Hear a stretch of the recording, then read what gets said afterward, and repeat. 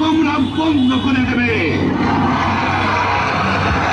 তোমরা আমার ভাই, তোমরা বাড়াতে থাকো, কেউ তোমাদের কিছু বলবে না, কিন্তু আর আমার বুকের উপর গুলি চালাবার চেষ্টা করো না।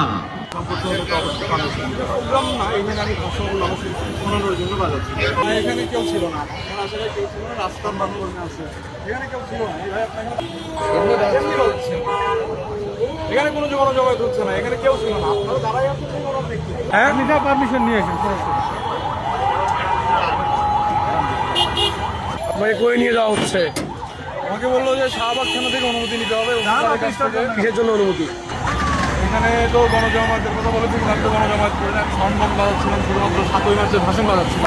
7ই মার্চের ভাষণ আমাদের জাতীয় অস্তিত্বের একটি প্রতীক। 7 মার্চের ভাষণ বাজানো কোনো অপরাধ না। 7 মার্চের ভাষণ বাজানোর জন্য মানে ঢাকা বিশ্ববিদ্যালয়ের একটা শিক্ষার্থীকে আটক করা হয়, তখন আসলে তার প্রতিবাদ স্বরূপ আমাদেরকে রাস্তায় নামতে বাধ্য হতে হয়, এবং সেই ভাষণকে বাজানো হয়, কারণ আমরা যতদিন বেঁচে থাকবো 7 মার্চের এই ভাষণ বঙ্গবন্ধুর অস্তিত্ব দেশ থেকে মুছে ফেলা যাবে না। অ্যারেস্ট করা হয়েছে তাকে কেন? 7ই মার্চের ভাষণ শুধুমাত্র বাজানোর জন্য।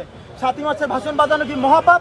সবার গণতান্ত্রিক অধিকার রক্ষা করবে, অবশ্যই এটা আমরা বিশ্বাস করি। অবশ্যই ভাষণ চালানো কোনো বাংলাদেশে বাংলাদেশ আমাকে কি কথা বলতে দিবেন? 7ই মার্চ ভাষণ আমার সে হলো আমরা নয়েজ পলিউশন সারা বিশ্বে